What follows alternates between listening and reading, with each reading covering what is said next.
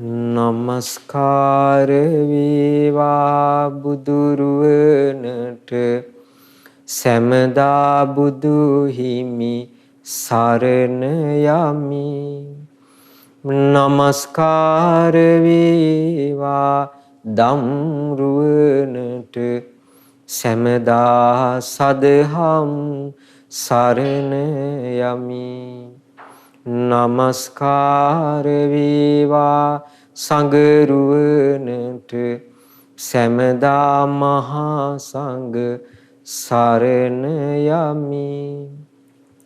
නමස්කාර වේවා තුනුරුවනට සැමදා තිසරණ සරණ යමි.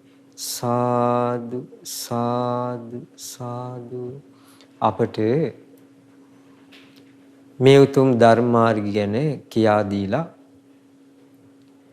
අප මේ බුද්ධ ශාසනය පැවිදි කළ අපගේ ගුරු දේවෝත්තම පින්වත් ලොකු ස්වාමීන් වහන්සේට අපගේ নমස්කාරය වේවා. සාදු සාදු සාදු. ශ්‍රද්ධාවන්ත පින්තුනි, අද අපි ඉගෙන ගන්නේ නෙත්තිප්පකරණයේ විචයහාර විභංගයේ අපි එක්තරා කොටසක් ගියවර ඉගෙන ගත්තා. ඔබට මේ නෙත්තිප්පකරණ පොත් වහන්සේ තමන්ගේ නිවසේ තමන් ගාව තිබෙනවා නම් ඔබ පෙරලා ගන්නට පිටු අංක 39. විශේෂයෙන්ම මේ පොත් වහන්සේ බොහොම මිහිරි ධර්ම කරුණු වලින් පිරීලා තියෙනවා. ඒ කච්චාන මහරහතන් වහන්සේගේ විස්මිත ප්‍රඥාව ඇත්තටම විස්මය ජනකයි. ඒ කරුණ තේරුම් ගන්න ඕන නම් ඔබ මේ නෙත්තිප්පකරණයේ පොත් වහන්සේ කියවන්න ඕනේ. අපි විශේෂයෙන් තේරුම් ගන්න ඕනේ මේ බුදුරජාණන් වහන්සේගේ බුද්ධ දේශනා. එහෙම නැත්නම් නවාංග ශාස්ත්‍රු ශාසනයේ ඒ තියෙන දහම් කරුණු නිවරදිව වටහා ගන්නා ආකාරයක් මේ නෙත්තිප්පකරණයේ ක්‍රම 16ක් තුලින් විස්තර කෙරෙනවා. පළවෙනි ක්‍රමයේ දේශනාහාරය අපි ඒක ඉගෙනගෙන තියෙනවා. අපි දැන් අද ඉගෙන ගන්නට යන්නේ විචයහාරය යටතේ අපි එක්තරා කොටසක් ඉගෙන ගත්තා. ඒ විචයහාරය කියන කොටසට අයත් තවත් පුංචි දහම් කරුණු ටිකක් සාකච්ඡා කරන්නට අද අපි බලාපොරොත්තු වෙන්නේ. එතකොට ඔබ ගාව මේ පොත් වහන්සේ තිබෙනවා නම් පිටු අංක 39 පෙරලා ගත්තට කමක් නැහැ. බුදුරජාණන් වහන්සේගෙන් මේ අජිත කියන තාපසතුමා, ඒ කියන්නේ එක්තරා මම හිතන්නේ පොක්කර සාති කියන බ්‍රාහ්මණතුමා ගාව හිටපු ගෝලයෝ, භාවරී තවුස ගාව හිටපු ගෝලයෝ 16 දෙනෙක් බුදුරජාණන් වහන්සේ සොයාගෙන ඇවිල්ලා මේ පිරිස මුලින් බුදුරජාණන් වහන්සේගෙන් ප්‍රශ්න අහන්නේ සිතින්. මේගොල්ලෝ සිතින් බුදුරජාණන් වහන්සේගෙන් ප්‍රශ්න අහද්දී බුදුරජාණන් වහන්සේ ඒවට පිළිතුරු ලබා දුන්නා. ළඟපාතේ ඉන්න අය පුදුම වුණා. ඇයි? බුදුරජාණන් වහන්සේ උත්තර දෙනවා මොනවටද ඒ උත්තර දෙන්නේ? පස්සේ ඒ හිටපු 16 දෙනා අතර හිටපු අජිත කියන ඒ තාපසතුමන්, අජිතයන් බුදුරජාණන් වහන්සේගෙන් අහපු ප්‍රශ්න සහ බුදුරජාණන් වහන්සේ ඒවට ලබා දුන් විසඳුම් ඇසුරු කරගෙන ඒ දහම් කරුණු නිවැරදිව තේරුම් ගන්න ආකාරයක් තමයි මේ විචයහාරයෙන් විස්තර වෙන්නේ. ඒතර අද දවසේ මේ ඒ අජිත කියන ඒ තාපසතුමන් බුදුරජාණන් වහන්සේගෙන් ප්‍රශ්න කීපයක් විමසා හිටියා. මේ අහන ප්‍රශ්නෙත් ඒට ලබා දෙන විසඳුමත් බුදුරජාන් වහන්සේගේ දහමට කැමැති ඒ දහම රස විඳින්න කැමැති අයට බොහෝම මිහිරි කරුණු ටිකක් මේ තුල දකින්න කරන්ට ලැබෙනවා. ඒ අජිතයන් බුදුරජාණන් වහන්සේගෙන් විමසා සිටිනවා සවන්ති සබ්බ දීසෝතා සෝතානං කින් නිවාරණ සෝතානං සංවරං බ්‍රූහි කේන සෝතා පිතියරි. මේ අහනවා ප්‍රශ්නයක් මේ දැන් මේ ගාථාවක පද 4ක් තියෙනවා. නමුත් මේ පද 4න් මේ ගාථාවෙන් පද 4ක් තිබුණාට අහන්නේ ප්‍රශ්න දෙකයි. ඉස්සෙල්ලා ගාථාවෙන් අහදි ප්‍රශ්න 4ක් ඇහුවා. ඒ 4ටම පද 4කින් බුදුරජාන් වහන්සේ ලස්සන උත්තර 4ක් ලබා දුන්නා. අපි ඒ ගැන ගිය පාරක් සාකච්ඡා කළා. දැන් අද බලමු අද මේ ප්‍රශ්න දෙක මොකක්ද මේ අජිතයන් වහන්සේ අහන සහ බුදුරජාණන් වහන්සේ එයට ලබා දුන් පිළිතුරු කුමක්ද? මුලින්ම අහනවා මොකක්ද අහන්නේ? සවන්ති සබ්බදී සෝතා. ඒතර මෙතනදී මේ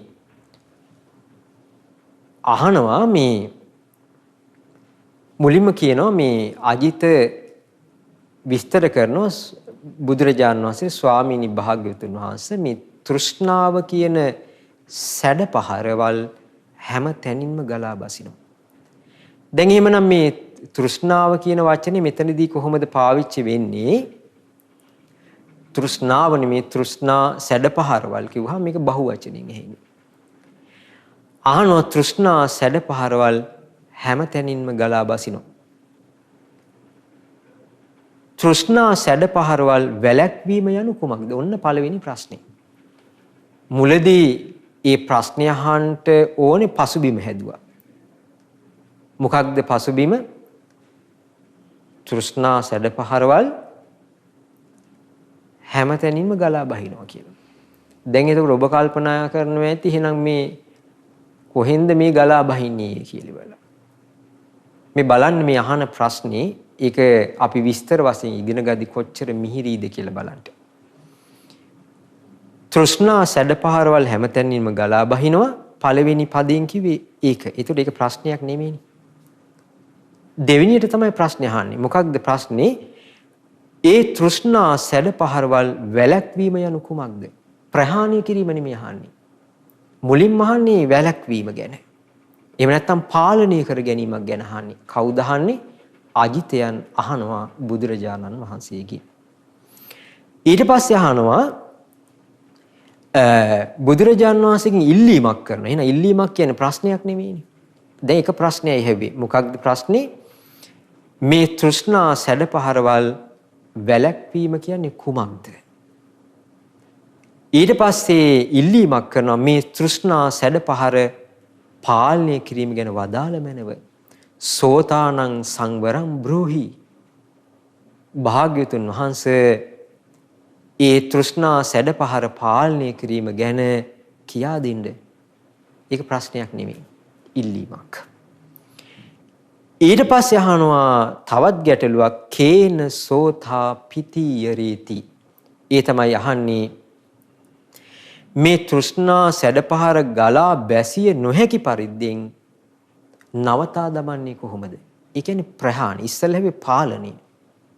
අන්තිමට ප්‍රශ්නයක් අහනවා ඒ තෘෂ්ණා සැඩපහර නැවත ගලා නොබසින විදියට මේ ජීවිතෙන් උදුරා දමන ක්‍රමයක් ගැන අහනවා. එහෙනම් මේ ගාථාවේ ඒ අජිතයන් වහන්සේ ප්‍රශ්න අහද්දී ඒ තුල තියෙන්නේ ප්‍රශ්න දෙකක්. මුලින්ම ප්‍රශ්නෙට අදාළ පසුබිම හැදුවා.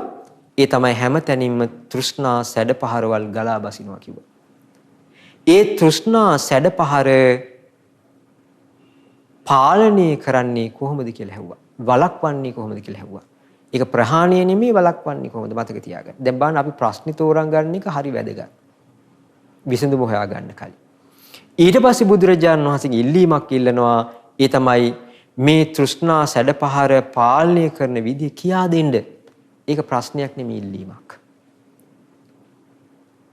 අන්තිමට ඊළඟ ප්‍රශ්නේ යොමු කරනවා ඒ මොකක්ද මේ තෘෂ්ණා සැඩපහර සම්පූර්ණයෙන් ප්‍රහාණය කරන්නේ කොහොමද? ප්‍රශ්න දෙකක් තියෙනවා ඒ ගාථාව තුළ. අපගේ ශාස්ත්‍රු සම්මා සම්බුදුරජාණන් වහන්සේ ඒ ප්‍රශ්න දෙකට ලබා දෙන මිහිරි පිළිතුර කුමක්ද? පින්තුනි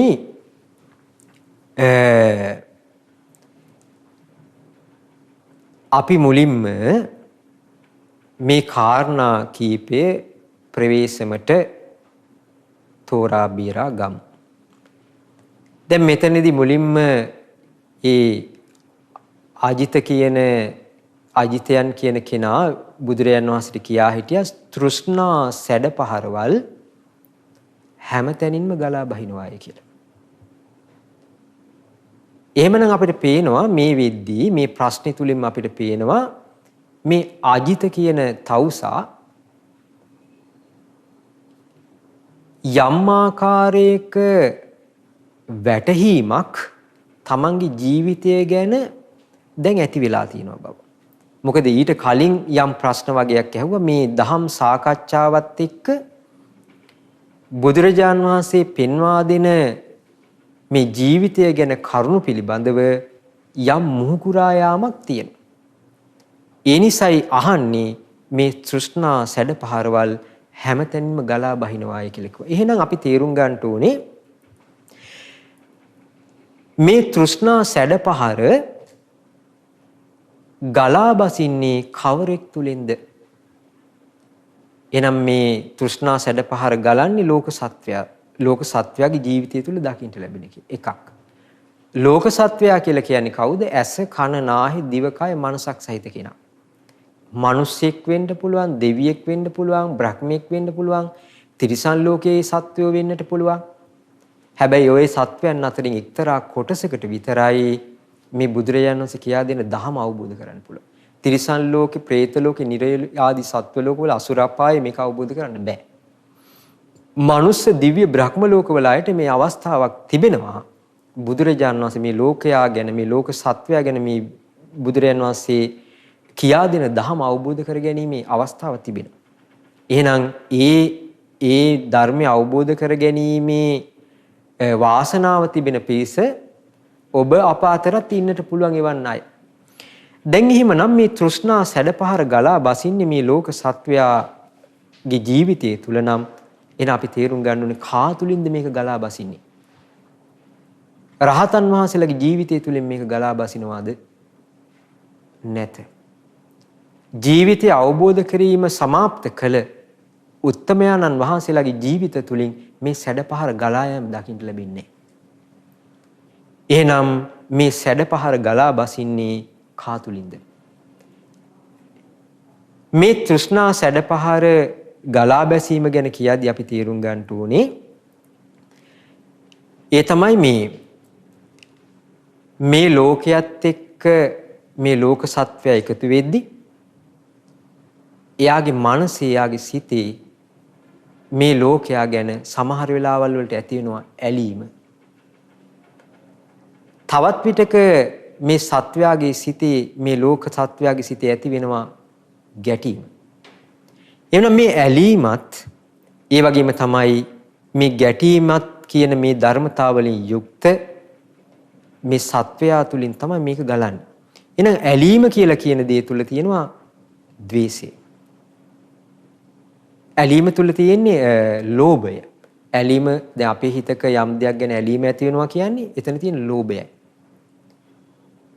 යම් දෙයක් ගැන අපේ හිතේ ගැටීම තියලා කියනවා කියන්නේ ද්වේෂයයි. ඒ වගේම තමයි ප්‍රමාදය කියලා කියන්නේ මෝහයට අයිති ධර්මතාවයක්. මේ ලෝකේ මේ චතුරාර්ය සත්‍ය නොදන්නාකමත් එක්ක පවතින ධර්මතාවයක්. ඒතර මේ ඇලීමත්, ගැටීමත්, ප්‍රමාදයත් කියන ධර්මතාවලින් යුක්ත මේ ලෝක සත්වයා තුලින් මේ සැඩපහර ගලා බසිනවා. දැන් ඔබ අපි අහලා තියෙනවා ලංකාවේ මොකද්ද මහවැලි, කැලණි, කළුවලවේ යන ගංගා සමනොල කන්ද මුදුනේ සිට පැන නැග්ගා කියලා. එතකොට ඒ උල්පත් වලින් ගලාගෙන එන සැඩපහරවල් ඒ නිම්න හරහා වේගයෙන් ගලාගෙන පහළට ඇවිල්ලා මේ ලංකාවේ විවිධ පැති වලින් මුහුදට ගලා බහිනවා. එතකොට මේ ගංගා අසවල් ගමේ අසවල් මේ කඳු වැටි අතරින් මෙහෙන් ගලාගෙන එනවා කියලා කියන්න පුළුවන්. දැන් මේ කියන තෘෂ්ණා සැඩපහරේ ඉන්නේ සමනල කන්ද ඉඳන් නෙවෙයි. අපේ ගම් මේ හරහා මේ නිම්න හරහා නෙවෙයි. එහෙනම් මේ තෘෂ්ණා සැඩපහර ගලා බහින්නේ කොහෙන්ද? මේ තෘෂ්ණා සැඩපහර ගලා බසින්නේ මේ ආයතන 6 තුලින්. ඒ තමයි මේ ඇස කියන ආයතනය තුලින්. ඒ වගේම තමයි මේ කන කියන ආයතනය තුලින්. මේ නාසය කියන ආයතනය තුලින්. ඒ වගේම තමයි මේ දිව, කය, මනස කියන මේ ආයතන 6 තුලින් තමයි මේ තෘෂ්ණා සැඩපහර ගලා බසින්නේ. එහෙමනම් අපි තේරුම් ගන්න ඕනේ ඒ සැඩපහර තමයි දැන් සැඩපහරවල් කියලා තෘෂ්ණා සැඩපහරවල්. එහෙනම් මේ තෘෂ්ණා සැඩපහරවල් කියලා කියන්නේ මොකක්ද? අපිට තිබෙනවා මේ රූප පිළිබඳව තෘෂ්ණාවක්. අන්නේ සැඩපහර අපේ ඇස තුලින් ගලා බහිනවා. අපිට තියෙනවා මේ ශබ්දේ පිළිබඳව අපේ තියෙනවා තෘෂ්ණාවක්. ඒ ශබ්දය කියන ඒ සැඩපහර ඒකට ඇලීමත් එක්ක මේ කන තුලින් අපේ ජීවිතේට ගලා බහිනවා. ඒ වගේම තමයි ශබ්ද පිළිබඳ තෘෂ්ණාව නාසය තුලින් අපේ ජීවිතයට ගලා බහිනවා. ඒ වගේම තමයි රස කියන තෘෂ්ණාව දිව තුලින් ගලා බහිනවා. පහස කියන තෘෂ්ණාව අපේ කය තුලින් ගලා බහිනවා. අරමුණු කියන තෘෂ්ණාව අපේ මනස තුලින් ගලා බහිනවා. ඒ නිසායි ඒ අජිතයන් වහන්සේ කියා හිටියේ මේ තෘෂ්ණා සැඩපහර ගලා බසී. එහෙනම් මේ තෘෂ්ණාව කියලා මෙතන කතා කරද්දී බහුවචනෙන් කතා කරේ. ඔබ වුණත් කල්පනා කරලා බලන්න අපේ ජීවිතවලත් අපේ ජීවිත ගැන නුවණින් විමසා බලද්දී අපේ ජීවිතවලට කොච්චර දේවල් එකතු වෙලාද? අපි කියනවා ඉපදෙද්දි නූල් පටක් නැතුවයි ඉපදුණේ කියන.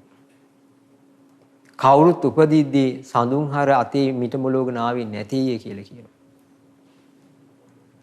එහෙම ඉපදිච්ච අපි අද වෙද්දී මේ ඇසින් එකතු කරගත්ත කොච්චර දේවල් අපේ ලෝකේ තියෙනවද?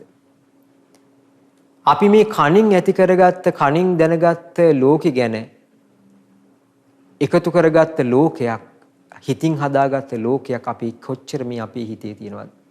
මේ නාහින් දිවෙන් කයෙන් හිතින් ගත්ත අරමුණු කියන මේ ආයතන හයෙන් ගත්ත දේවල් මුල් කරගෙන අපේ ජීවිත අභ්‍යන්තරයේ හදාගත්ත කොච්චර දේවල් ගොඩක් අපේ හිත ඇතුලේ තියෙනවද? ඔබ කල්පනා කරලා බලන්න සමහර අයගේ ජීවිතවල තියෙන බය. සමහර අයගේ ජීවිතවල තියෙන තරහ. හැබැයි අපි උපදිද්දී මේ තරහ බය කියලා අපිට ලොකුවට ප්‍රකට වෙච්ච දෙයක් නෑ. අපි කල්පනා කරලා බලන්න ඕන ඇසින් කනින් නාහින් දිවෙන් කයෙන් ගත්ත දේවල් ගැන අපේ හිතේ අපේ හිත ඇතුලේ හදාගත්ත චිත්‍ර ගොඩක් අපේ ජීවිත අභ්‍යන්තරය තුල තියෙනවා. ඒක තැනක තියෙනවා ඒ තමයි මේ මට මතක විදිහට කාමබූ කියලා ස්වාමින් වහන්සේ නමක් ආනන්ද ස්වාමින් වහන්සේගෙන් ලස්සන ප්‍රශ්නයක් අහනවා. ඒ තමයි එතනදී අහනවා ආනන්දේනි මේ ඇස රූපෙට බැඳිලාද? මේ රූපය ඇසට බැඳිලවද්ද? මේ කන ශබ්දෙට බැඳිලවද්ද? ශබ්දේ කනට බැඳිලාද? නාහේ ගඳ සුවඳට බැඳිලාද? ගඳ සුවඳ නාහිට බැඳිලාද? දිව රසට බැඳිලාද? රස දිවට බැඳිලාද? කය පහසට බැඳිලාද? පහස කයට බැඳිලවද්ද? මනස අරමුණු වලට බැඳිලවද්ද? අරමුණු මනසට බැඳිලවද්ද කියලා ඇහුවා. දැන් මෙහෙම ඇහුවාම සාමාන්‍ය මිනිස්සෙක්ගෙන් මේක ඇහුවොත් මොකද වෙන්නේ? තුන් තේරවිල්ල වගේ වෙනවා. සමහර අය කියනවා ඇහැ රූපෙට බැඳිලා කියනවා, සමහර අය කියනවා රූපේ ඇහැට බැඳිලා කියනවා, ওই දෙකම ඒ කියලා කියනවා. නමුත් කල්පනා කළ බාන්ට අපිට මේක තෝරා බේර ගන්න කොච්චර අමාරුද? ඔබම කල්පනා කරලා බලන්න.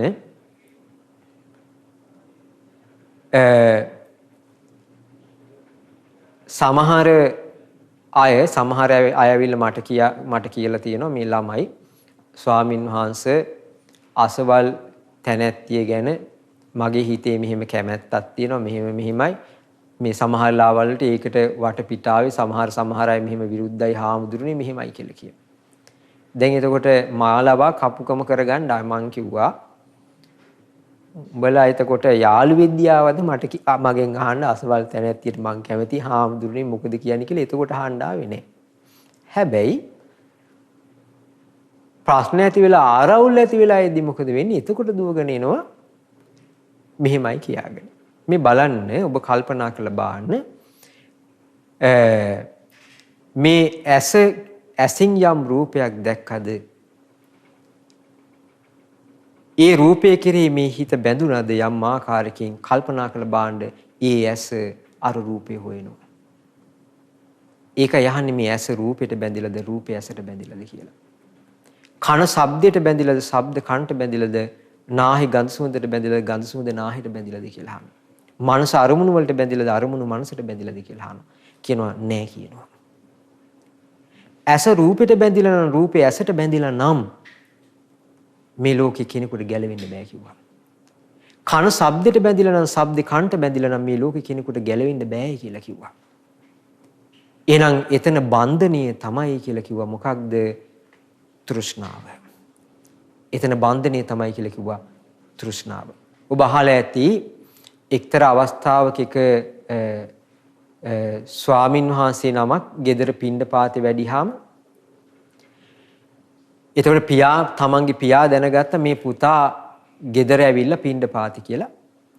ඊට පස්සේ මොකද කරේ? මේ පුතාව නැවත ගිහි වාසයට පොළඹවන්න මේ රට්ටපාල කියලා මේ ස්වාමින් වහන්සේගේ නම තමන්ගේ පුතාව නැවත ගිහි වාසයට පොළඹවන්න ඕනේ නිසා මෙයා ගිහි කාලේ මේ ස්වාමින් වහන්සේ දැන් මේ අරහත්ත්වයටපත් වෙච්ච උත්තමේ ගිහි කාලේ විවාහ වෙලා හිටපු බිරින්දෑවරු 3 දෙනාට කිව්වා ලස්සනට ඇඳගෙන ඉන්න කියලා. ඊට පස්සේ තමන්ගේ මව් පාර්ශවයේ පිය පාර්ශවයෙන් ලැබිච්ච ධනෙ ස්වාමින් වහන්සේ දානි වළඳන්න ආසනයක් පළමුදලා දෙපැත්තේ ගැහුවා රත්තරන් ගොඩවල් ටික. රෙදි වලින් වහලා තිබ්බා. ගිහි කාලේ බිරින්දෑවරු 3 දෙනාට කිව්වා ලස්සනට ඇඳගෙන ඉන්නටි කියලා. අර ස්වාමින් වහන්සේ වැඩියට පස්සේ ආසනේ පනවලා මේ පියා මොකද කරේ? අර රෙදි වලින් වහලා තිබුණ රංකාසි ගොඩ ඇරලා කිව්වා මේ මව් පාර්ශවයේ ධනෙ මේ පිය පාර්ශවයේ ධනෙ කියලා කිව්වා. මෙහෙම කරලා කරේ මොකක්ද? පොළඹවන්න හැදුවා ගිහි ලෝකෙට. ඊට පස්සේ මොකද උනේ? අර බිරින්දෑවරු 3 දෙනා ගෙනෙව්වා මෙතෙන්ට. එවෙලේ කියා හිටියේ ස්වාමින් වහන්සේ කියා හිටියා මේ රත්තරන් මේ කාසි ටික ගිහින් ගඟේ දාන්න කිව්වා. ගිහි කාලේ බිරින්දෑවරු වෙච්ච පිරිසට ඒ ස්වාමින් වහන්සේ නැගණියනී කියලා කතා කරද්දී එතන හිටපු ඒ ගිහි කාලේ බිරින්දෑවරු කලන්තේ දාලා ඇදගෙන වැටුණා. දැන් කල්පනා කරලා බාන්ට මොන ක්‍රමයකටවත් නැවත ඒ රූපයට බන්ධනයක් නැහැ. ඒ ශබ්දයන්ට තමන්ගේ පියා මව්තුමිය අඬා වැළපීමේ කියන ලෝකයට නැවත බන්ධනයක් නැහැ. ඒ ඇයි? එතන බන්ධනී තෘෂ්ණාවයි. ඒ තෘෂ්ණාව සිඳුනට පස්සේ ඒ ඇසත් රූපත් ඇසින් රූප දැක්කා කියලා එතනින් එහාට යමක් ඒ චිත්ත අභ්‍යන්තරයේ සිද්ධ වෙන්නේ නැහැ. ඒ නිසා මෙතනදී විස්තර කරනවා ඒ තමයි මේ ඇසට පේන සිත්කලු රූප තියෙනවා ප්‍රියමනාප රූප මේ ඇස තුලින් මේ ජීවිතයට ගලා බහිනවා කියන මේ කනනාහි දිවකය මනස තුලින් ඒ අරමුණු ප්‍රියමනාපූදී අපේ ජීවිතයට ගලා බහිනවා. ඒතර මෙතනදී අහනවා ප්‍රශ්නයක් මේ තෘෂ්ණා සැඩපහර හැමතැනින්ම ගලා බහිනවා. ඇහුව ප්‍රශ්නේ තමයි මොකක්ද මේ තෘෂ්ණා සැඩපහර වළක්ව ගන්නේ කොහොමද? සංවර කරන්නේ එහෙම නැත්නම් පාලනය කරගන්නේ කොහොමද කියන ප්‍රශ්නේ ඇහුවේ. එහෙනම් අපි තේරුම් ගන්න ඕනේ එතනදී අහන්නේ ප්‍රහාණය කිරීම නෙවෙයි කියලා අපි තේරුම් ගන්න ඕනේ. එතකොට බුදුරජාණන් වහන්සේ මෙන්න මේ කාරණයට විසඳුමක් ලබා දෙනවා. ඒ තමයි බුදුරජාණන් වහන්සේ දේශනා කරනවා යානිසෝතානි ලෝකස්මින් සතිතේසං නිවාරණ. බුදුරජාණන් වහන්සේ ඒ අජිතයන් විමසූ ප්‍රශ්නෙට පිළිතුරක් ලබා දෙනවා. ඒ තමයි ඒ හැම ආකාරයකින්ම මේ සැඩපහළ තෘෂ්ණා සැඩපහරවල් තමන්ගේ ජීවිතයට ගලා බහිනවද? ඒ තෘෂ්ණා සැඩපහර වළක්වන්න තියෙන්නේ සිහිය මුල් කරගෙන කියලා බුදුරජාණන් වහන්සේ දේශනා කොට වදාළා. අපි තේරුම් ගන්න ඕනේ අපි ඇහැට පේන රූපයකින් හොයන්නේ සතුට සැපත. කන්ට ඇහෙන ශබ්දෙන් අපි හොයන්නේ සැපත සතුට. නාහිට දැනෙන ගඳ සුවඳින් අපි හොයන්නේ සැපත සතුට. අපි දිවට දැනෙන රසෙන් හොයන්නේ සැපට සතුට. ඒ වගේම තමයි අපිට මනසට දැනෙන අරමුණු වලින් හොයන්නේ සැපත සතුට හොයන්නේ. අපි මේ රූපය කියන ඇම අපි ගිලපු පිරිසක්. මේ ශබ්දය කියන ඇම අපි ගිලපු පිරිසක්. ඒ නිසා අපි මේට ගොදුරක් බවට පත් වෙනවා. දැන් මෙන්න මේ රූප ශබ්ද ගන්ධ කියන ලෝකෙට අපේ හිත ඇලුනට පස්සේ බැඳුනට පස්සේ මොකද වෙන්නේ? අපි මේවා පරිභෝග කරන්නේ ඒ රූප ශබ්ද ගැන අපි හිතින් හිතන්නේ සතුටින් කල්පනා කරද්දී අපිට සිහියක් කල්පනාවක් නැහැ. අපි මේ ලෝකෙට අපේ හිත බැඳිලා යනවා. ඒ බැඳිලා ගියාට පස්සේ මොකද වෙන්නේ? අපි ඒ ආස කරන ලෝකෙ බිඳ වැටෙද්දී අපේ ජීවිත අභ්‍යන්තරය තුල කම්පනයක් ඇති වෙනවා. දැන් ඔබ පහුගිය කාලේ දකින්න ඇති එක්තරා රූපලාවන්‍යගාරික මම හිතන්නේ ගෑනු ළමෙක් තමන් අවුරුදු 7ක් පුරා යාළු වෙලා හිටපු ඒ පිරිමි ළමයව අලුතෙන් යාළු වෙන්න කියන පිරිසක් එක්ක එකතු වෙලා ඝාතනය කරලා තිබ්බා. මේ බාන්ට ඇහැට පේන කන්ට ඇහෙන රූප ශබ්දයක් මුල් කරගෙන ඒක ලබා ගැනීම කියන කාරණේ විනින් මිනිස්සු කරන කියන දේවල්. ඒ වගේම පහුගිය කාලේක අර ත්‍රිවිල් සංගමයක සභාපති කෙනෙක්ව පොළොව වලින් ගහලා මරණ වීඩියෝ එකක් දකින්න ලැබුණා. ඒ වගේම තමයි සමහර ලාවල් වලට මේ කාමයට බලයට තියෙන තෘෂ්ණාව මුල් කරගෙන දැන් මේ කාලයේදී අපි පොදුවේ නිහතමානීව පිළිගන්න ඕනේ කොරෝනා කියන දේ මේ රටේ යම් ආකාරයකට පාලනය කිරීමක් කරන්නට යෙදුණා.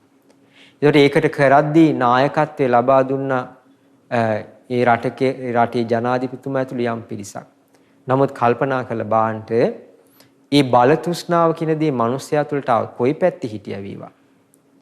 මොකද වෙන්නේ අර ගුණේ කිසි අනිත් පක්ෂකින් කිසි කෙනකින් මතු කරන්නේ. ඒක හැම වෙලෙම බලන්නේ විනාශ කරලා තමන්ගෙන් ඡන්දයක් හෝ යම් දෙයක් බිදී යයිද ඒක නැති කරලා තවත් දෙයක් දැහැ ගන්න කොච්චර මේ කට කියන වචනේ මුල් කරගෙන කොච්චර මිනිස්සු බොරු කියනවද මේ කය හිතින් කොච්චර අයහපත් දේවල් මිනිස්සු කරන්න පෙළඹෙනවද ඒ කුමක් නිසාද මේ තෘෂ්ණාව කියන කාරණේ මුල් කරගෙන දැන් බුදුරජාණන් වහන්සේ මෙතනදී පෙන්වා දෙනවා ඒ තමයි සිහිය කියන කාරණේ මුල් කරගෙනයි මේ තෘෂ්ණා සැඩපහර බලක්ව ගන්න තියෙන්නේ එහෙම නැත්නම් පාලනය කරගන්න තියෙන්නේ කියලා. බුදුරජාණන් වහන්සේ කාලේදී ඔබ කල්පනා කරන්න කිසා ගෞතමී පටාචාරාව ඒ වගේම තමයි මිථිලාවේදී එක්තරා කාන්තාවක් තමන්ගේ ස්වාමියා දරුවෝ මේ ඔක්කොම නැති වෙලා ඒ ප්‍රශ්නේ මුල් කරගෙන උමතු වෙලා මහපාරවල් ගානේ නූල් පටක් නැතුව මහපාරවල් ගානේ ඇවිද ගිහිල්ලා සමහරලාට ඒ කාලේ ඒ කරත්ත ගාල් කරන තැන්වල කහල ගොඩවල් ගාව මේ කාන්තාව නූල් පටක් නැතුව ඉඳලා තියෙනවා. දතක් කටක් කවදාවත් මැද්දේ නෑ. කුසට දෙන බඩකින්න Tamanට දැනින්නේ. ඒ ඇයි අර ඇති වෙච්ච වේදනාවත් එක්ක සිහි කල්පනාව සම්පූර්ණයෙන් දුර වෙලා ගියා. ඒ වෙලාවේදී මිථිලාවේදී බුදුරජාණන් වහන්සේ ඈත තියා බුදුරජාණන් වහන්සේ ශ්‍රාවක සංඝ පිරිසත් එක්ක වඩිද්දි ඒ කාන්තාව අර බුදුරජාණන් වහන්සේ දිහා බලාගෙන ඉඳලා තියෙනවා. ආන්නේ වෙලේ බුදුරජාණන් වහන්සේ මේ තැනැත්තිය ගාවට පැමිණලා බුදුරජාණන් වහන්සේ කියා ඉඳලා තියෙනවා නැගණිය සිහිය එලව ගන්න. නැගණිය සිහිය එලව ගන්න. ඔබ මේ සංසාරේ ස්වාමියා දරුවෝ බිරිඳ නැති ස්වාමියා දරුවෝ දෙමාපියෝ නැති වෙලා ඔබගේ ඇස් වලින් ගලා ගිය කඳුළු ප්‍රමාණය 4 මහා සාගරයේ ජලයට වැඩි. ඒ වගේම තමයි තමන්ගේ ස්වාමියා දරුවෝ නැති වෙලා හෙළපු සුසුම් ප්‍රමාණය දෙමාපියෝ නැති වෙලා හෙළපු සුසුම් ප්‍රමාණය මේ සුළඟ වාතලයේ තියෙන සුළඟට වැඩි. නැගණිය ඔබ සිහියලව ගන්නට කියලා කියා හිටියා. එhmenan අපි තේරුම් ගන්න ඕනේ මේ ලෝකයේ යථාර්ථයේ විදියට තේරුම් ගන්නට කියලායි බුදුරජාණන් වහන්සේ පණිවිඩය කිව්වේ. පටාචාරාවට කියා හිටියා, කිසා ගෞතමියට කියා හිටියා. ඒ වගේම තමයි බොහෝ ස්ථානවලදී බුදුරජාණන් වහන්සේ බොහෝ අයට මේ විදිහට අවවාද කළා. ඒ අවවාදයේ තුල පිහිටපු කෙනා සිහිය පිහිටවන්නේ කොමකටද? මේ කයට සිහිය පිහිටවන්නේ. මේ කය කියලා කියන්නේ කුමක්ද? ආහාරයෙන් හටගත්ත පිළිකුල් දෙයින් යුක්ත රූපයක් අපිට තියෙනවා. මේ කය ගැන කියද්දී අපිට මේ කයේ පිහිටපු ඉන්ද්‍රියන් තියෙනවා. ඒ තමයි ඇස, කන, නාහය, දිව, කය. ඒ වගේම 6 වෙනි කාරණේ සිත. එන යම් කෙනෙක් මේ කයට කායානුපස්සනාව තුළ හිත පිහිටවනවා නම්, හොඳට මනාකොට සිහිය පිහිටවනවා නම්, එහෙමනම් එයා තුළ ස්වභාවයෙන්ම මේ මනස සංවර වීමක් වෙනවා. එයා වඳුරෙක් වගේ හැසිරීම් රටාව ඔහුගේ බැහැර වෙනවා. එයා ඇසින් රූපයක් දැකලා මේ හිත කලඹව ගන්නෑ. කනින් නාහින් දිවෙන් කයින් මනසින් අරමුණක් අරගෙන මේ හිත කලඹව ගන්නෑ. එහෙමනම් ඔහු සිහිය පිහිටෙව්වද මේ ඉන්ද්‍රියන් මේ කය කෙරෙහි යම් ආකාරයකින් සිහිය පිහිටවනවද? ඒ සිහිය පිහිටවීමත් එක්ක ඔහුගේ ඇස කන නාහි දිව කය හිත සංවර කර ගැනීම බිහි වෙනවා. එහෙමනම් ඇසින් කනින් දැනගත් දෙයක් මුල් කරගෙන තමන්ගේ හිත කලඹ ගන්නෑ. එහෙමනම් එතන පටන් මොකද වෙන්නේ? තමන්ගේ මනස තුල අර රූපයක් මුල් කරගෙන උපදින විවිධාකාර කෙලෙස් සංසිඳෙන්න ගන්නවා. කනින් ගත්ත නාහින් දිවෙන් කයෙන් ගත්ත මනසින් ගත්ත අරමුණක් මුල් කරගෙන මනසේ ඇති වෙන කැළඹීම මොකද වෙන්නේ? දුර වෙන්න පටන් ගන්නවා. එහෙනම් සිහිය කියන කාරණේ මොකද වෙන්නේ? එයාට රැකවරණය පිණිස පිහිටන්න පටන් ගන්නවා. එහෙනම් මේ සිහිය තමයි ඔහුට ඉන්න කවුද? දොරටු පාලකයා. මේ දොරටු පාලකයා විසින් තමයි තීරණය කරන්නේ කුමක්ද? දැන් අපි තේරුම් ගන්න ඕනේ ඇස කන නාහි දිව කය හිත පාලනය කරා කියලා ඉවර වෙලා සංවර කරා කියලා ඉවර වෙලා සියලු දේ නොගෙන ඉන්නවා නොවේ. එහෙනම් ඇස කන නාහි දිව කය පාලනය කරා කියලා අපිට අහන්න ලැබෙනවා නම් ධර්මයක්. අපි මේ ධර්මය අපි ඇතුළට ගත යුතුයි. ඒ වගේම තමයි අපේ හිත කලම්බන රූප ශබ්ද තියේද ඒක අපි අභ්‍යන්තරයට නොගත යුතුයි. එහෙමනම් මේ සිහිය කියන දොරටු පාලකයා විසින් මොකද කරන්නේ? තමන්ට මේ ධර්මාර්ගයේ දියුණු කරගන්න අවශ්‍ය කරන දේ ඇස කනින් ගන්නවා. මේ ඇස මනස අසංවර කරන්න මුල් වෙන දේ බැහැර කරන. කොහොමද බැහැර කරන්නේ? සමහර විට මේ පිණ්ඩපාත යන්න යද්දි වෙන්නට පුළුවන් මේ ඇහින් රූපයක් දකින්න පුළුවන්. කනින් සමහරලාට ශබ්දයක් ඇහෙන්න පුළුවන්. ඒ ඇහින් රූපයක් දකිද්දී කනින් ශබ්දයක් අහද්දී ඒක මුල් කරගෙන මනසේ රාගය උපදින්න පුළුවන්. දැන් අර සිහිය පිහිටවගෙන ඉන්න කෙනා දන්නවා අර ඇහින් කනින් දැනගත්ත අහපු දේ මුල් කරගෙනයි මගේ හිතේ රාගය ඉපදුනේ, මගේ හිතේ ද්වේෂය ඉපදුනේ, මගේ හිතේ මෝහය ඉපදුනේ. දැන් මොකද කරන්නේ? අර සිහිය කියන ධර්මතාවය මුල් කරගෙන එක්කෝ ඒ දුටු රූපය එයා බලන සතර මහා ධාතු විදිහට. ඒ කියන්නේ පඨවි, ආපෝ, තේජෝ, වායෝ කියන සතර මහා ධාතු වලට මේ රූපේ දී දුටු රාගසහිත රූපය සතර මහා ධාතුන් වලට අයිති කියලා දකින්න. එහෙම නැත්නම් එයාගේ හිතේ ඇති වුණා නම් ද්වේෂය, එහෙනම් කල්පනා කරනවා ඇහින් කනින් අමනාප දෙයක් දැක්කා තමන්ගේ සිතේක ප්‍රතික්ෂේප කරනවා ගැටීමක් ඉපදිලා තියෙනවා. එහෙනම් එයා මොකද කරන්නේ මෙත් සිත තුළ පිහිටලා ඒ හිතේ ක්‍රියාවලිය අවබෝධ කරගෙන ඒ ගැටීම දුරු කරන්න පටන් ගන්නවා. දැන් බාන්නේ මේ සිහිය කියන ධර්මතාවය මුල් කරගෙන දැන් මොකද උනේ අර හිත පාලනය වෙනවා. ඇස කන නාහි දිවකය මනසෙන් ගන්න අරමුණු පාලනය වෙන්න ගත්තා. හිත සංසිඳෙනවා කුමකටද? ඒ හිත සමාහිත වෙන්න ඕන ආකාරයට ඒ සිහිය පිහිටීමේ සංවර බව උපකාර කරනවා ඔහුගේ හිතේ සමාධිය උපදින්න. එහෙනම් මේ සමාධියක් ඇති කරගත්ත කෙනෙකුට මොකද වෙන්නේ? ඒ සමාහිත සිතක් ඇති කෙනෙකුට අවස්ථාවක් යෙදෙනවා. ඒ තමයි මේ තෘෂ්ණාව ප්‍රහාණය කරලා දමන්න. දැන් එහෙමනම් සිහිය මුල් කරගෙන ඒ තෘෂ්ණා සැඩපහර පාලනය කර ගැනීම කරන්න තියෙන්නේ සිහිය මුල් කරගෙන. එහෙනම් අපි හැමෝටම මේ පිහිටවාගත්ත සිහිය කියන දේ අතිශයින් වැදගත්. දැන් අපි පිළිකුල, ධාතු මනසිකාරය, නවසීවතික ආදී දෙයක් මුල් කරගෙන ඇසින් කනින් දකින දෙයක් අපිට පාලනය කරගන්න පුළුවන්. නුවණ තියෙන කෙනෙකුට මේ බුදුරජාණන් වහන්සේ කියා දීපු දහම යමකට යොමු කරලා ඒ ඇති වෙන ගැටලුව බැහැර කරලා ධර්මය තුල හිත පිහිටවන්න පුළුවන්. දැන් ඒක අයියා කෙනෙක් මුස්ලිම්. ඉතින් අපි යාට මේ සිංහල වෙන නමක් දාලා තියෙන්නේ. ගෙදර මං හිතන්නේ එක වෙලාවක දරුවෝ දෙන්න එක්කන් ආව හාමුදුරනේ මේ දරුවෝ දෙන්න ඉස්සරහ බුහාන්සලට වඳින්නේ. මේ පොඩි අය දෙන්න ගිහිල්ලා කිව්වොත් එහෙම නෝනයි නැන්දම්මයි මාව එළියට දානවා අනිවාර්යෙන් කිව්වා. ස්වාමීන් වහන්සේ බාන්නේ මෙයාලගේ මිත්‍යා දෘෂ්ටිය නිසා මේ දේවල් වෙන්නේ. බුදුරජාන් වහන්සේ ගැන මගේ හිතේ පැහැදීමක් තියෙනවද? අබමල් රේණුවකින් මේ පැහැදීම මගේ වෙනස් වෙලා නැහැ කිව්වා. ඒතර බාන්නේ මේ අවුරුදු 10ක් පුරාවට මේ ධර්මයේ හැසෙන එක. මෙයා මේ ව්‍යාපාරයක කළමනාකරණය කරන කෙනෙක්. ඉතින් මෙතුමා අපිට කියනවා සාන්නාස ආයතනයක කටයුතු කරද්දී ප්‍රශ්න එනවා ආරවුල් වෙනවා. මං හැව කොහොමද විසඳගන්නේ? මං එතකොට ස්වාන්නාසේ අටලෝ දහම කියන න්‍යායයකට දානවා කිව්වා. දාපු ගමන් ප්‍රශ්න ඉවරයි කිව්වා. ප්‍රශ්න ඉවරයි කිව්වා. අපි බලන්න සමහරවිට බෞද්ධලා මුලින් ඉඳන් දහමක් අහනවා. අපිට ආරවුල් ගැටලු ගලාගෙන ඉද්දි අපි දන්නේ ලස්සනට ඒකට දහම දාලා ගලපලා ගන්නට.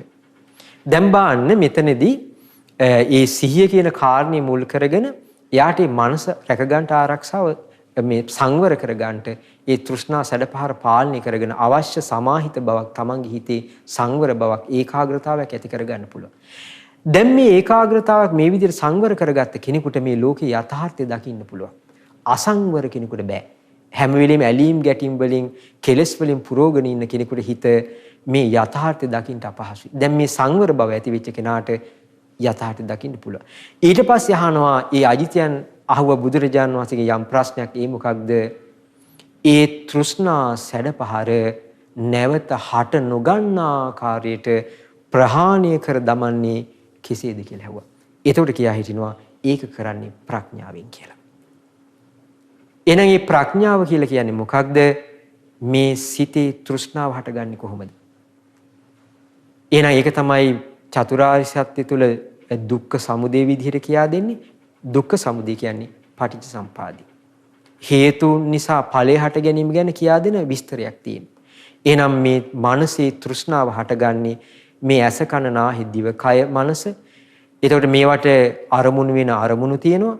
මේවයි යථාර්ථය නොදන්නාකමත් එක්ක. අපි ඒ ගැන සතුටින් කතා කරද්දි, සතුටින් ඇහින් දැකපු රූප, ශබ්ද ගැන හිතද්දි තෘෂ්ණාවෙන් බැසගනීද? දැන් මේ ඇස කන ගැන නුවණින් විමසයිද? මේ හේතුන්ගෙන් හටගත් හේතු නැති වෙන ධර්මතාවයට අයිති කියලා අපි දකින්නවද? එහෙනම් ඒ දකින්නේ චතුරාර්ය සත්‍ය. චතුරාර්ය සත්‍ය දකිද්දි මොකද වෙන්නේ? එයාගේ හිතේ අර තෘෂ්ණාව තමන්ගේ මනසින් මොකද වෙන්නේ? ටික ගැලවිලා යන්න පටන් ගන්නවා. ඒ වගේම තමයි මගේ ආත්මය කියන ක්‍රියාවලියෙන් තොර හේතුන්ගෙන් සකස් වෙච්ච හේතු නැතිවීමෙන් නැති වෙන ස්වභාවයක් ධර්මතාවයකින් මේ ජීවිතේ යුක්තයි කියලා හු දකිද්දී මොකද වෙන්නේ? අර ඇති කරගත්ත තෘෂ්ණාව එහෙම නැත්නම් යාගේ හිතේ තියෙන තෘෂ්ණාව මුළුත් එක්ක සිඳිලා යනවා. දැන් එහෙමනම් අපි තේරුම් ගන්න ඕනේ මේ ඒ තෘෂ්ණාව මුල් කරගෙන උපදින විවිධ කෙලෙස් තියෙන්න පුළුවන්. එහෙනම් ගහක උදුරලා දාදි ගහක මුළුත් එක්කම උදුරලා දැම්මට පස්සේ මොකද වෙන්නේ? ගහේ හැදෙන ගෙඩි මල් කොළ ඔක්කොම වියලිලා නැසිලා යනවා.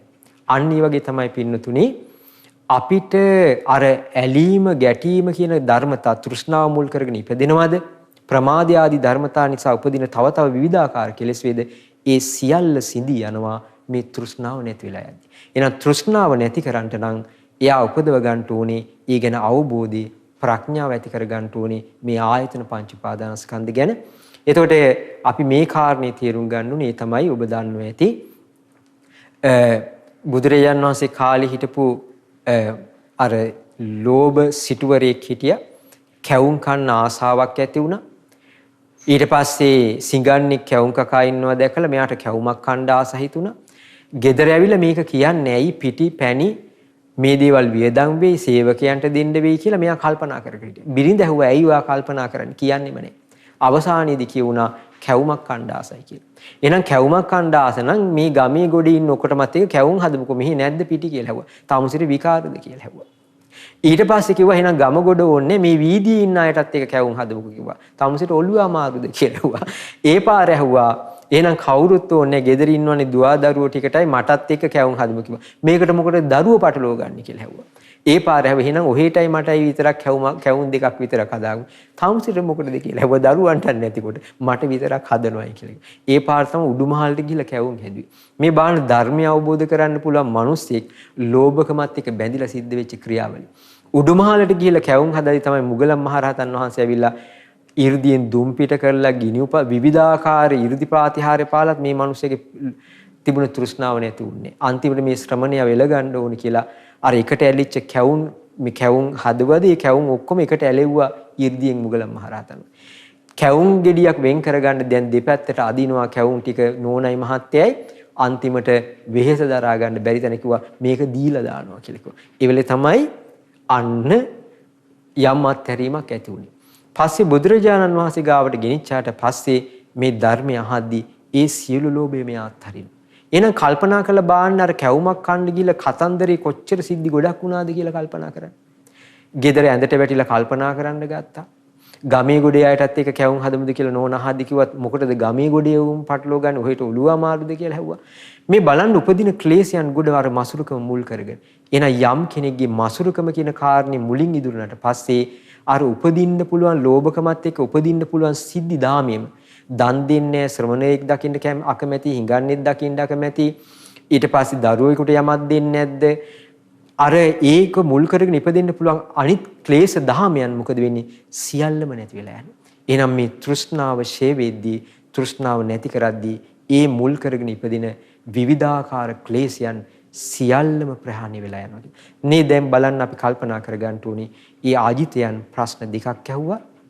ඒ ප්‍රශ්න දෙකට බුදුරජාණන් වහන්සේ උත්තර දෙකක් ලබා දුන්නා. මොකක්ද ආජිතයන් අහපු ප්‍රශ්නික මුලින්ම කිව්වා තෘෂ්ණාව හැම අතින්ම ගලා බහිනවා කිව්වා. එහෙනම් තෘෂ්ණාව බලා බසින්නේ ආයතන තුලින්. ඊට පස්සේ ප්‍රශ්නේ අහන්නේ ඇහුවා ඒ තෘෂ්ණා සැඩපාර හැම අතින් ගලා බහිද්ද එය සංවර කරන්නේ පාලනය කරන්නේ කොහොමද? ප්‍රහාණය නෙමෙයි මුලින් පාලනය කරගන්න විදිය. ඒකට බුදුරජාණන් වහන්සේ දීපු උත්තරේ සිහිය මුල් කරගෙන. ඊට පස්සේ අජිතයන් තව ප්‍රශ්නයක් අහනවා මොකක්ද? ඒ තෘෂ්ණාව සම්පූර්ණයෙන්ම නැත්තටම නැති කරලා දාන්නේ කොහොමද? ආය හට නොගන්න ආකාරය. එතකොට බුදුරජාණන් වහන්සේ ගාථාවෙන් පිළිතුරක් දෙනවා. ඒ තමයි ප්‍රඥාව මුල් කරගෙන. මේ බලන්න ලස්සන දහම් කරුණු ටික. අපි එහෙනම් බලන්න ප්‍රශ්නේ අඳුන ගන්න ඕනේ. මේ අහන්නේ මොකක්ද කියලා. ඊට පස්සේ ඒකට දෙන විසඳුම තේරුම් ගන්න පුළුවන් ප්‍රශ්නේ තේරුම් ගත්තොත් තමයි විසඳුම තේරුම් ගන්න පුළුවන්.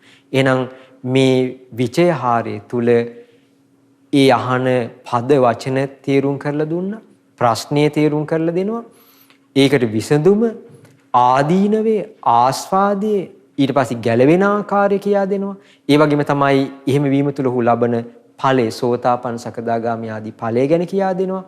මේ ආදී වශයෙන් ඒ විචයහාරය තුල බුදුරජාණන් වහන්සේ සූත්‍රය ලස්සනට තේරුම් ගන්න අධ්‍යයනය කරන ක්‍රමයක් ලස්සනට ක්‍රමානුකූලව කියා දෙනවා. එතකොට අපි තේරුම් ගන්න ඕනේ මෙතනින් ඉදිරියට ඊට පස්සේ නාම රූප ආදී ධර්මතා ගැන විස්තර වෙන කොටස් ටිකක් තිබෙනවා. ඒවා බොහොම ලස්සන ගැඹුරු කාරණා වලින් යුක්තයි. ඉතින් අද මේ ඉගෙන ගත්ත දහම් කරුණු ඔබ හැමදිනාට උතුම් චතුරාර්ය සත්‍ය ධර්මය අවබෝධ කර ගැනීම පිණිසම හේතු වාසනා වේවා. විශේෂයෙන්ම අද දින ධම්මෝසද සද්ධර්ම දේශනාව සඳහා අනුග්‍රහය කරන්නේ පින්වත් W.A. හිරාන් පුතුණුවන් සහ W.A. හර්ෂා මදුරංගී දියණිය ඇතුළු ඒ සදහැවත් පින්වත් හැමදෙනා විශේෂයෙන්ම මේ රැස් කරගත්තා වූ සීල පුණ්‍ය ධර්මයන් සීල දෙව් දේවතාවුන් වහන්සේලාට අනුමෝදන් සීල දෙවියෝ සැපයෙන් සැපයටපත් වෙත්වා මේ ගෞතම බුද්ධ ශාසනයේ සනාතන රැකවරණය ලබත්වා කියලා කවුරු සාදු කියන්නේ. ඒ වගේම තමයි මීට වසරකට පෙර මිය පරලොව ගිය කඹුරුපිටියේ පිට කඩුවන දොඩමන්විල නිවසේ පදිංචිව සිටි W.A. නන්දසිරි මහතාට පින් පමුණවන්නට බලාපොරොත්තු වෙනවා. ඒ වසරකට පෙර මිය පරලොව යන්ට යෙදුණු W.A. නන්දසිරි මහතාට මේ පින් අනුමෝදන් එතුමාගේ පරලොව ජීවිතය සුඛී සුවපත් භාවයට පත්වෙත්වා ලබන්නා වූ ජීවිතේ උතුම් චතුරාර්ය සත්‍ය ධර්ම අවබෝධ කරගන්නටත් ඒ නන්දසිරි මහතා ඇතුළු ඔබ අප නමින් මිය පරලොවගේ සිළු ඥාති වර්ගයාට මේ පින් හේතු වාසනා වේවා කියලා කවුරු සාදු කියන්නේ. ඒ වගේම ගුරු දේවෝත්තම පින්වත් ලොකු ස්වාමින් වහන්සේ මහමෙවුනා වාසී ලෝවා සංගරුණ අනගාരിക මෑණි පැවිදි අපේක්ෂක දරුවන්ටත් මේ පින් අනුමෝදන් නිදුකින් සුවසේ දහම් මඟ දියුණු කරගන්න මේ පින් හේතු වාසනා වේවා කියලා සාදු කියන්නේ. ඒ වගේම තමයි දායකත්වයේ දරූ සිළු පින්වතුන්ට එම පවුල් සිළු පින්වතුන් නන්වරින් උදව් උපකාර කළ සිළු පින්වතුන් නිදුක් නිරෝගී සුවපත් භාවයේ චිරජීවනයේ ප්‍රාර්ථනා කරන්නට යෙදෙනවා. ඒ වගේම උතුම් ධර්ම අවබෝධයටත් මේ පින් හේතු වේවා කියන කරුණ සඳහන් කරලා තිනවා. ශ්‍රද්ධා මාසික ධර්ම දාන සමාජිකයන්ට උතුම් චතුරාර්ය සත්‍ය අවබෝධ කරගන්නටත් මේ පින් හේතු වේවා කියන සඳහන් තිබෙනවා. ඒ වගේම අද දින ධම්මෝසල සද්ධර්ම දේශනා සඳහා අනුග්‍රහය දැරූ පින්වත් W.A. හිරාන් පුතුණුවන් සහ W.A. හර්ෂා මදුරංගී දියණිය ඇතුළු ඒ පවුල්වල හැම දෙනා ධර්ම ශ්‍රවණය කළ ඔබ සෑම සිළු දිනාටමත් මේ පින් අනුමෝදන් මේ හැම දිනාම කායිකවත් මානසිකවත් සුවපත් වේවා ඔබගේ දැහැමි අදහස් සඵල කරගන්න. බුදුරජාණන් වහන්සේ දේශනා කොට වදාළ මේ චතුරාර්ය සත්‍ය ධර්මයේ නිදුකින් අවබෝධ කර ගැනීම පිණිසත් මේ දහම් කරුණු ඔබට හේතු වාසනා වේවා. තිරුවන් සරණයි. නමෝ බුද්ධාය. මෙවැනි වටිනා ධර්මදේශනා නැරඹීමට ශ්‍රද්ධා YouTube චැනලය සබ්ස්ක්‍රයිබ් කර සීනුව ලකුණ ඔබන්න.